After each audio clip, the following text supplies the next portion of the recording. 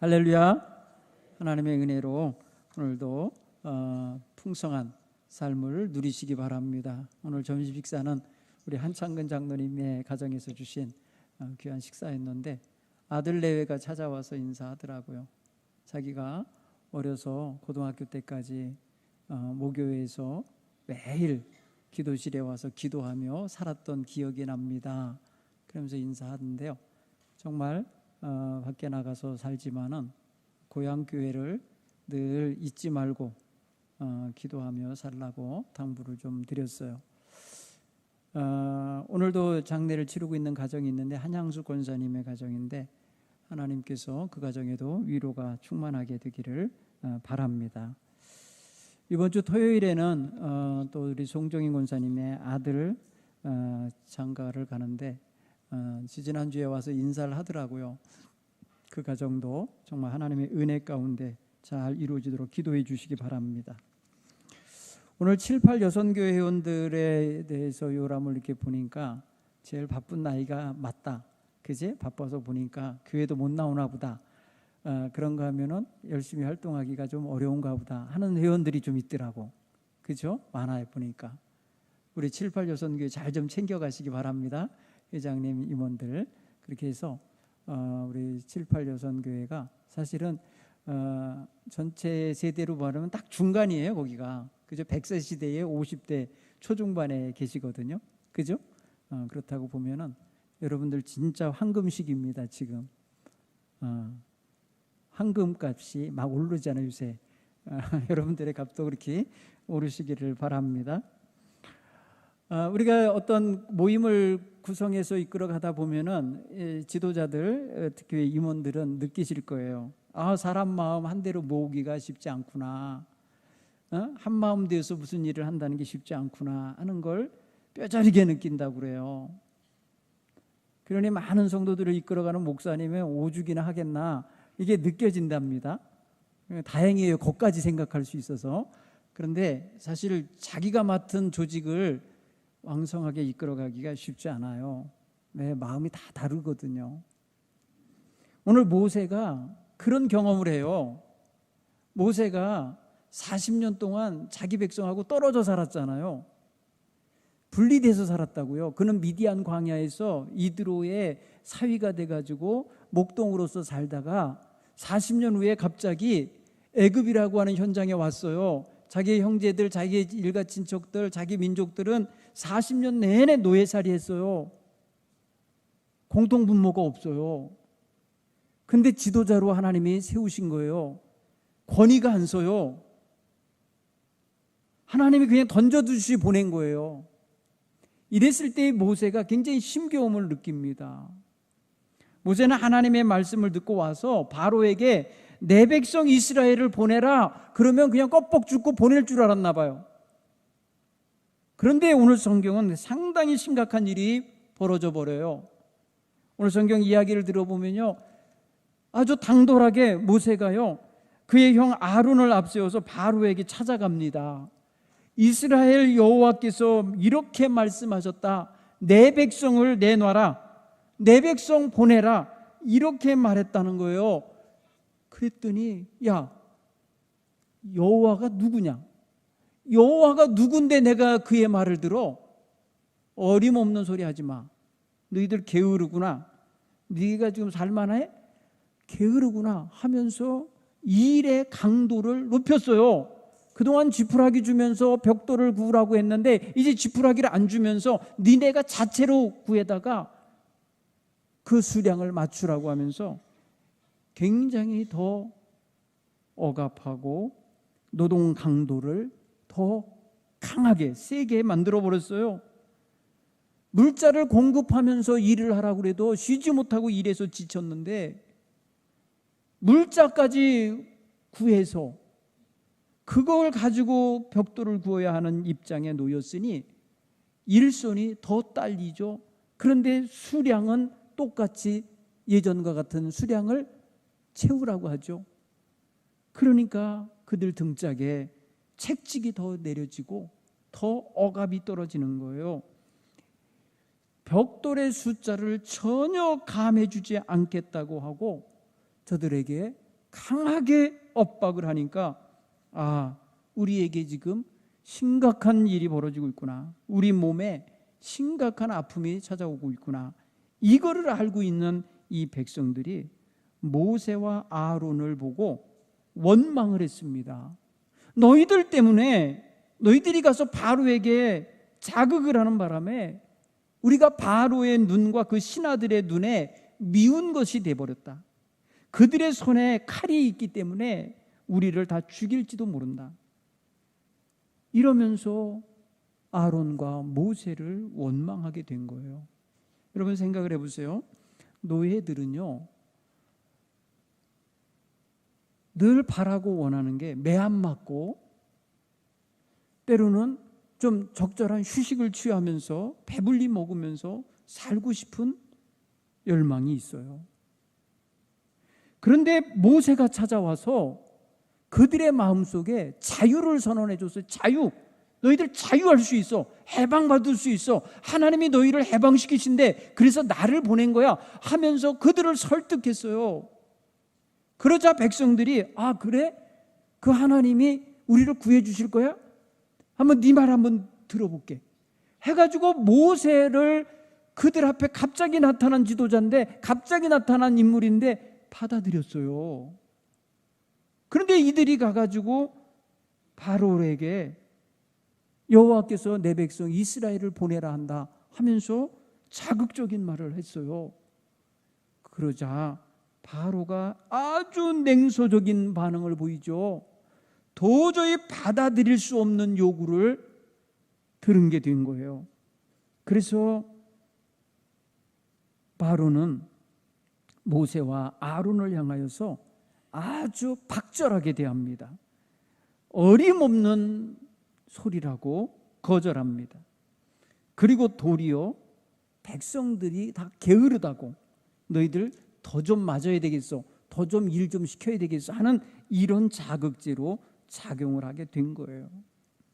그러니까 백성들이 졸지에 매를 더 맞게 됐고, 일을 더 세게 해야 됐고, 더 많이 해야 됐고, 더 잠을 못 이루며 일을 해야 되는 기가 막힌 현실에 놓이자 저들 입에서는 뭐 참아내지 뭐, 이거 견디면 과정일 거야 하면서 견디자고 말한 게 아니에요.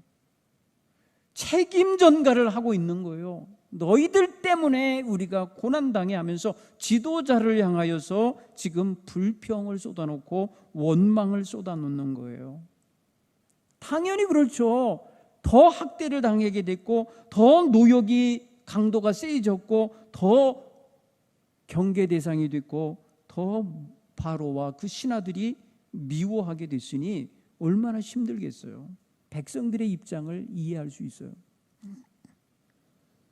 그런 소리를 듣고 난 모세 썩 기분이 안 좋아요. 바로한테 한 대 맞고 나온 느낌인데 백성들에게 또 한 대 맞은 거예요. 그러니까 모세 입장에서는 하나님, 내가 온다고 하기를 했습니까? 내가 이 일을 하겠다고 했습니까? 왜 나를 여기 보냈습니까? 왜 나를 보내갖고 나로 하여금 지금 하나님의 말씀을 전했는데 왜 내 백성 이스라엘이 더 학대를 당합니까? 어찌하여 하면서 하나님을 원망하고 있는 거예요. 보세요. 오늘 22절 23절은 모세의 원망이에요. 모세가 하나님 앞에 이런 태도를 보인 적이 없어요. 하나님 앞에 아주 불손하고, 하나님에 아주 믿음 없고, 하나님에 대하여 굉장히 반항적인 태도를 가지고 하나님 앞에 묻는 거잖아요. 지금 항의하는 거잖아요. 여러분, 이거는 지도자의 태도가 아닙니다. 여러분, 지도자들은요, 당장 눈앞에 있는 것만 보면 안 돼요. 이 눈앞을 거쳐서 저 앞으로 가는 길을 볼 줄 알아야 되고, 그 보는 그 앞길에 대하여 와질 어려움과 고난도 예상할 줄 알아야 되고, 그거를 감내할 줄 아는 태도가 필요해요. 하나님 앞에 나서서 하나님 뜻대로 하시옵소서 하고 순종하여 여기까지 왔으면 하나님에 대하여 이런 태도를 가지면 안 되고, 하나님, 제가 뭐가 부족해서인지 바로가 듣지 않습니다. 하나님 뜻하신 일을 좀 이루어 주십시오.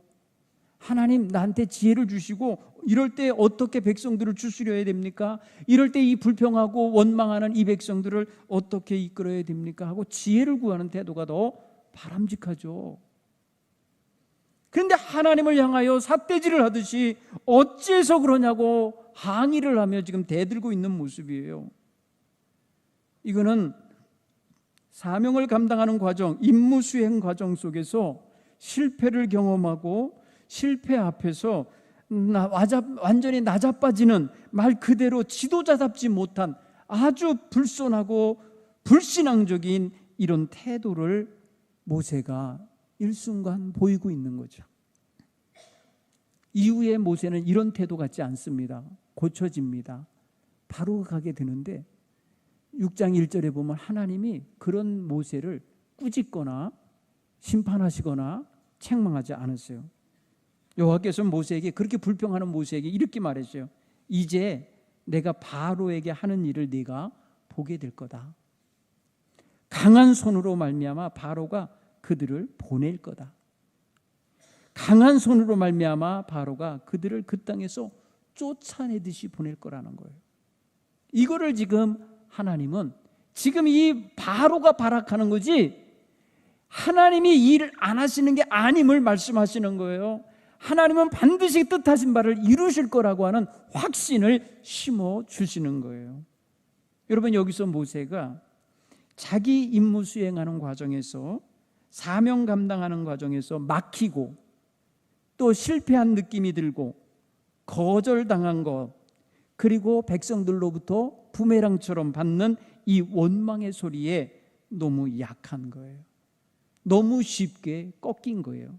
너무 쉽게 무너진 거예요. 결코 하나님께서 함께하는 종은 그렇게 무너지면 안 돼요.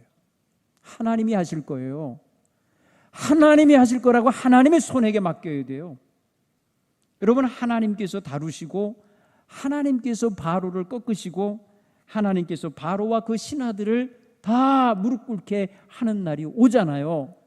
이 먼 곳까지의 일을 못 본 거예요. 하나님이 무능한 하나님도 아닌데, 하나님이 계획도 없이 무계획적으로 보낸 게 아닌데, 모세는 그 순간 커다란 실수를 하는 거예요. 사랑하는 성도 여러분, 사람이 여기 있고 저기 있는 게 저절로 던져져서 거기 있는 게 아니고 하나님이 거기 보내셨기 때문에 있는 거고, 하나님이 거기 있게 하시기 때문에 있다는 사실을 우리는 깨닫고 살아야 돼요. 그렇죠? 여러분, 지금 여기까지 살아오면서 여기 있는 게 다 하나님의 분명한 계획과 섭리 속에 있다고 깨달아지셔야 할 줄 믿습니다. 이게 내가 어디 갈 데가 없어서 여기 있는 것처럼, 내가 여기 뭐 저절로 여기서 그냥 북박이로 어떻게 있는 것으로 착각하면 안 되고요. 우리는 사명자적인 태도를 가지고 서야 될 줄 믿습니다. 우리는 그런 태도가 필요해요. 하나님 앞에서 자기 존재의 위치를 알아야 되고 역할을 알아야 되고 자기가 무엇을 해야 되는지 사명을 알아야 되는 거죠. 오늘 이 모세는 하나님의 명령을 받고 찾아온 사람, 하나님의 명령을 받고 바로를 찾아간 사람이에요. 그러면 무너지지 말아야죠. 바로 앞에서 당당히 말했으면 백성들 앞에서도 당당하게 서서 하나님이 하실 거라는 걸 분명히 선포를 해야죠. 그런데 모세는 꺾인 거예요. 그 소리를 듣고는 마음에 상처를 받았는지, 마음에 무슨 쇼크를 받았는지 하나님을 향하여 원망하는 거 보면은 이 사람 태도는 지금 믿음의 태도가 아니라는 걸 알 수 있어요. 물론 하나님을 끝까지 찾으니까 믿음이 있으니까 찾겠지, 이렇게 긍정적으로 볼 수 있지만 의의 입에서 나오는 말들을 보면은 왜 나를 보냈냐, 왜 내가 바로를 만난 것 때문에 백성들이 더 학대를 당해야 되냐, 왜 안 도와주시느냐, 뭐 이런 식으로 나오는 거 아닙니까? 여러분, 우리는 이걸 전체적인 걸 보고 이해할 수 있어야 돼요. 여러분 가서 바로에게, 여러분이, 우리는 사탄이죠. 우리에게 있어서 사탄의 권세에 사로잡힌 사람을, 내 백성을 내놔라, 전도하러 가서 하나님의 명령을 듣고 가서 내 사랑하는 영혼을 내놔라, 네 손아귀에서 내놔라, 사탄에게 가서 말할 때 사탄이 가져가 데려가 이렇게 쉽게 내주겠어요? 여러분, 사탄은요 한 번 먹이처럼 잡은 영혼을 끝까지 안 놓으려고 할 거 아닙니까? 여러분, 우리가 전도를 해 나가는데 그 영혼들이 오랫동안 죄 가운데 빠져 살았고 사탄의 수족이 되어서 살았던 사람을 단번에 끌어올 수 있을 거라고 생각하시면 안 돼요. 여러분, 가서 전도했는데 왜 하나님 열매가 안 맺어집니까? 왜 저 사람을 하나님 안 구원해 주십니까? 이렇게 하면서 하나님을 원망해서는 안 돼요. 이게 시작이니까. 여러분, 한마디 하는 것이 그게 바로 그 견고한 지인을 흔드는 일이에요. 바로가 지금 흔들린 겁니다. 바로가 영향을 안 받았으면, 그 말에 영향 안 받았으면 그래? 그리고 말았을 거예요. 그런데 노동의 강도를 높이고 더 힘들게 한다고 하는 소리는 뭐예요? 반응을 하는 거예요. 그 명령에 반응을 하고 있는 게 부정적으로 나타났을 뿐이에요. 곧 뭐냐? 하나님이 주신 명령이 전달이 제대로 된 겁니다. 바로에게 지금 굉장히 커다란 도전장으로 들어간 거예요. 그렇기 때문에 경계하고 막는 거예요. 여러분, 생각해 보세요. 바로 입장에서 생각을 해보세요. 어느 날 갑자기 모세라는 존재가 나타나가지고 이스라엘 백성, 그 히브리 백성들 노예로 종살이하는 그들을 다 데리고 가겠다는 거 아니에요. 이럴 때 와지는 게 뭐가 있는 거예요. 여러분, 이거는요 바로 임금의 지금까지 그 나라를 다스리는 정치적인 권위와 통제력을 포기하라는 소리로 들리는 거예요. 그렇지 않겠어요? 노예들을 말입니다 손 안에 딱 쥐고서 말입니다 부려먹던 사람에게 그거 놓으라고 말한다는 소리는 그 힘, 정치적인 힘, 그 권력을 내려놓으라는 거거든요. 그들에 대해서. 여러분, 이게 쉽게 들리는 소리가 아니에요. 굉장히 자극적으로 들리는 거죠. 이스라엘 백성을 해방시켜서 내주면 자기 권위가 떨어져. 왜? 역대 임금들은 지금까지 노예로 다 부려먹었는데, 여러분 430년간 종살이 했잖아요. 그런데 지금 모세가 나타난 게 이게 막바지입니다. 노예 생활 막바지예요. 그러면 앞에 최소한 말인데 400여 년 동안 다스렸던 애굽의 왕들이 있을 거 아닙니까? 그 왕들은 지금까지 그들을 다 노예로 부려먹은 왕들이에요. 권위 있게 섰던 사람들이에요. 그런데 지금 나한테 와가지고 내놓으라고, 이걸 풀어놓으라고 그러면 자기 권위가 뭐가 돼요? 역대 임금들에 비해서 초라한 임금 되는 거 아니에요? 힘없는 임금 되는 거 아니에요? 이렇게 되니까 반발하는 거예요. 모세가 자극을 했을 때 반응하는 이 바로의 입장을 보시라고요. 그래서 강력하게 반발하는 행동이 그가 가지고 있는 권위를 쓰는 거예요. 명령권자로서의 권위를 써서 지푸라기 주지 마, 때려, 일 안 하면 때려, 그리고 양 못 채우면 때려, 이런 식으로 완력을 쓰게 만든 거잖아요. 여러분, 두 번째 어떤 자극이 간 거냐면, 노예들을 내놓으라고 하면은, 풀어주라고 그러면은 자기 나라의 경제를 지금 이끌어오고 경제적 기반이 되는 노동력이 바로 이 히브리인들이거든요. 이들을 자유민이 되게 한다면 뭐예요? 이집트의 그 노예, 이집트의 경제에 아주 중요한 노동력이 상실되는 거예요. 없어지는 거예요. 여러분, 기가 막히죠. 여러분, 예전에요 우리나라가 고대 시대, 신라 시대 이런 때는요 오히려 노비가 별로 없었대요. 노비가 수백 명 중에 수천 명 중에 한 마을에 보니까 노비가 36명밖에 없는 기록이 일본에서 발견이 됐어요. 그런데 조선시대에 오니까 우리가 잘 아는 태계 이황이라고 하는 그 실학 사상가 있잖아요. 아주 안동을 기반으로 살던 사람이 있어요. 그런데요 그 집에 노비가 몇 명이냐? 360명이 넘었어요. 360명. 한 집에 노비가. 이 노비가 어떻게 되느냐? 노비의 자식은 노비가 되는 거예요. 노비와 노비랑 결혼하면 당연히 노비고, 노비 부인과 양인 사이에 결혼을 해서 낳으면 그것 또한 엄마가 노비이기 때문에 노비인 거예요. 그래갖고 자식들을 계속 낳게 한 거예요. 여러분 보세요. 노비가 자식을 낳으면 그 노비가 낳은 자식도 노비가 되기 때문에 재산이 늘어나는 거예요. 노동력이 늘어날 뿐 아니라 재산이 늘어나는 거예요. 여러분 생각해 보세요. 그렇게 양반이고 그렇게 사상가하고 무슨 고고한 철학을 하는 것처럼 말해도 자기 집에서 지금 노역살이 하는 사람이 그렇게 많게 만들었던 거예요. 그러니까 이게 허울 좋은 거예요. 겉과 속이 다른 거예요. 여러분 이런 걸 생각해 보면 말이에요. 이 나라는요, 조선시대에 거의 인구 절반 이상이 노비였던 거예요. 먹을 게 없으면 자기 몸을 노비로 팔아요. 빚을 졌을 때 빚을 못 갚으면 노비로 자기가 가야 돼요. 이런 식으로 돼가지고 노비 출신이 아닌데도 노비가 된 양인들이 굉장히 많았던 거예요.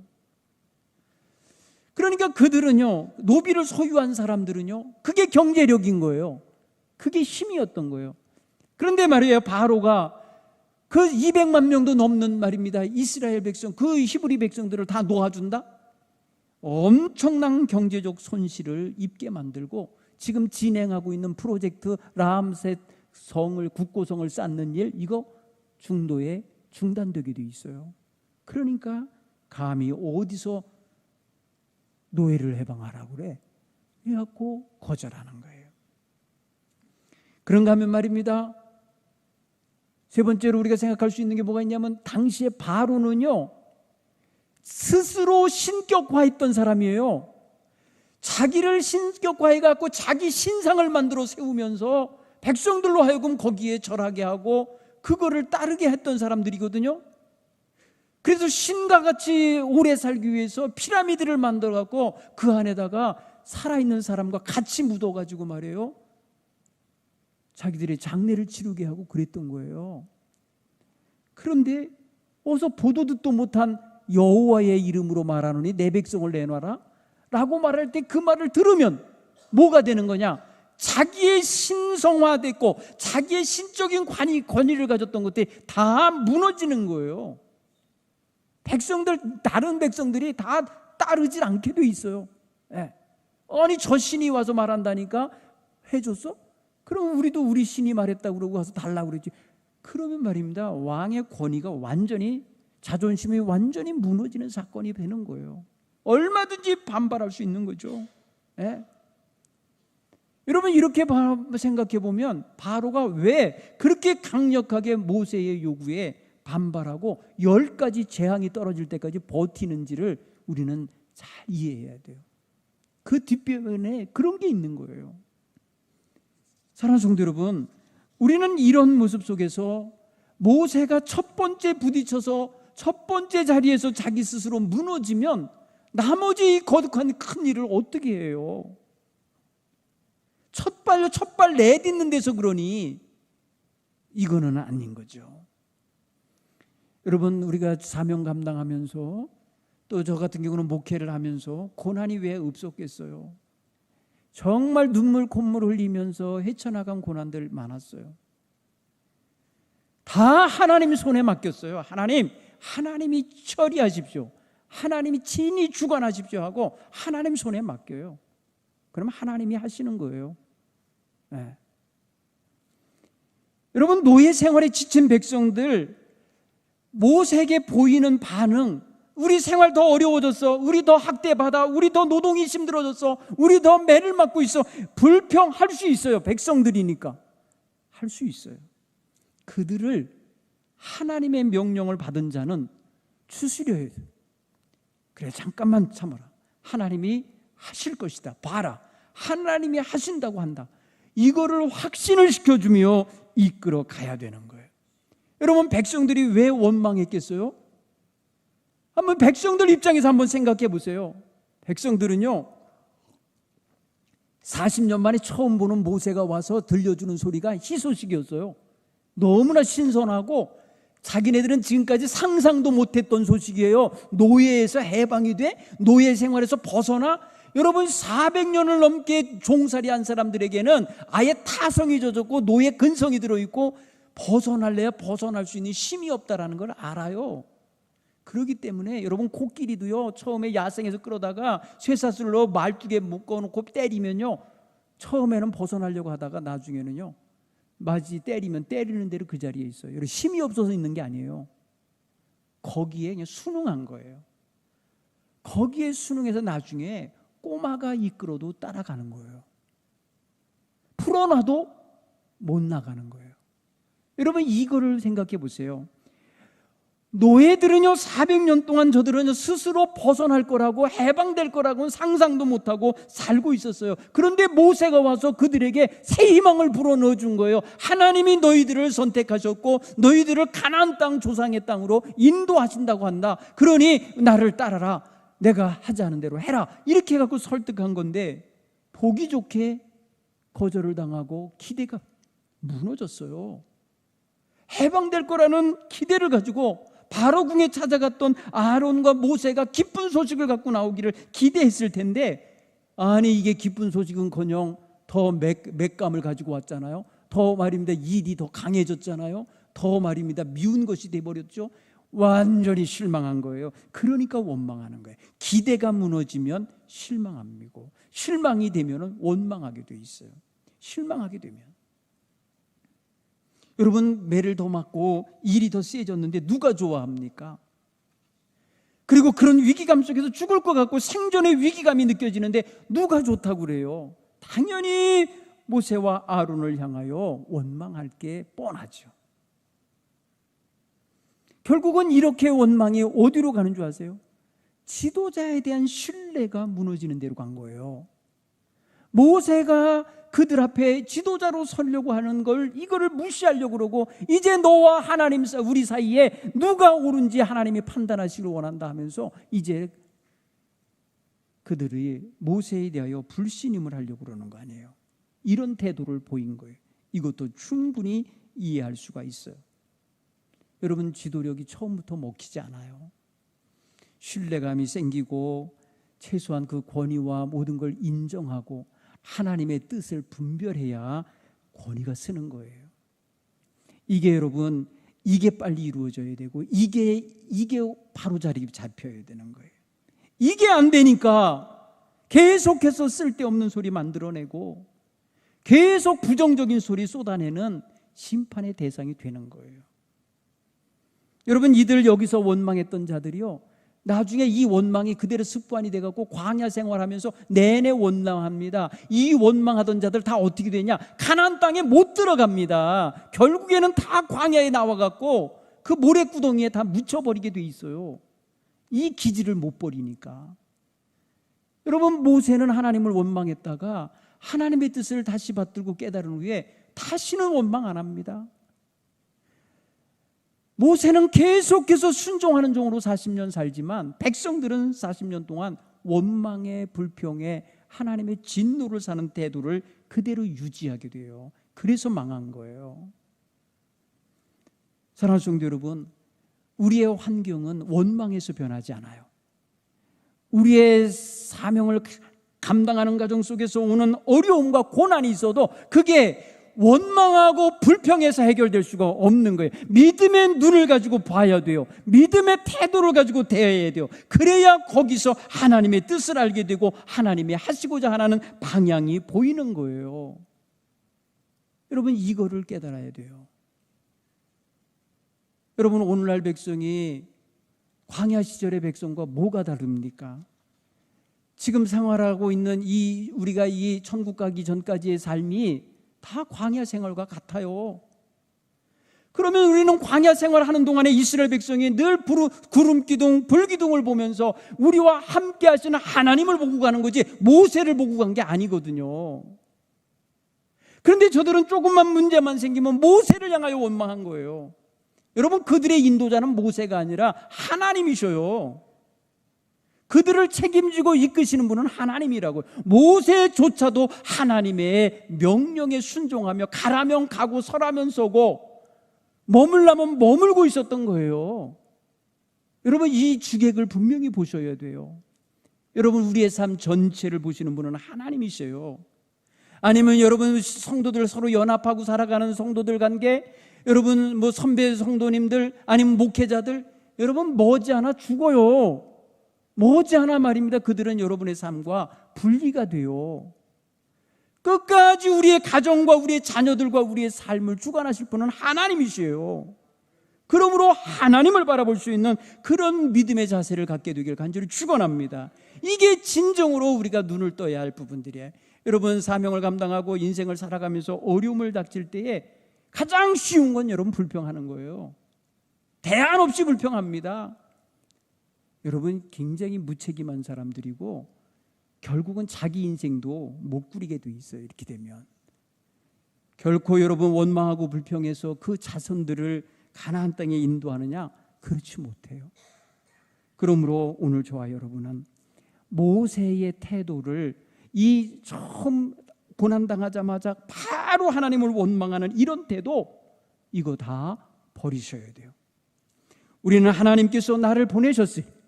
하나님의 뜻이 여기 있으리라. 하나님이 주관하시리라. 하나님이 친히 역사하시리라. 하나님이 친히 우리를 인도하시리라 하는 이런 믿음을 갖고 현실을 볼 수 있기를 간절히 축원합니다. 여러분, 이게 바로 믿음의 눈인 거예요. 우리는 그래서 믿음, 소망, 사랑, 이것은 영원히 있을 것이라고 하는 거예요. 영원히 있을 것이다. 그 믿음의 눈이 필요한 거예요. 그래서 사랑하는 성도 여러분, 믿음의 기대가 있으면 현실에 어려움이 있어도 견딜 수 있어야 돼요. 현실의 어려움에 무너지면 안 돼요. 믿음의 사람은 현실의 어려움을 이길 수 있는 이러한 성도들이 다 되셔야 할 줄로 믿습니다. 믿음이 있는 사람들은 원망의 요소, 반발의 요소, 대항의 요소, 거절의 요소가 있어도 능히 집여 밟고 가셔야 돼요. 여러분, 모세가요, 이 처음 가서 거절당한 거 이게 끝이 아니에요. 그렇죠? 10가지 재앙을 내리는 동안에 10번째, 그러니까 9째 것 될 때까지 계속 거절당해요. 계속 속임당해요. 그렇죠? 계속해서 모세는 뜻을 이루지 못해요. 그러나 마지막에 장자의 심판이 떨어졌을 때 끝까지 하나님을 신뢰하고 하나님의 뜻을 믿었던 모세는 승리자가 되는 거고 백성들 모두를 구원하여 출애굽을 하게 되는 거예요. 사랑하는 성도 여러분, 그런 면에서 생각하면 처음에 무너지고 처음에 쓰러졌었던 모세는 다시 일어선 거예요. 여러분, 두 번째, 세 번째 계속 거절당할 때 모세는 하나님께 원망하지 않아요. 하나님께 한 번도 그 이후에 원망하지 않아요.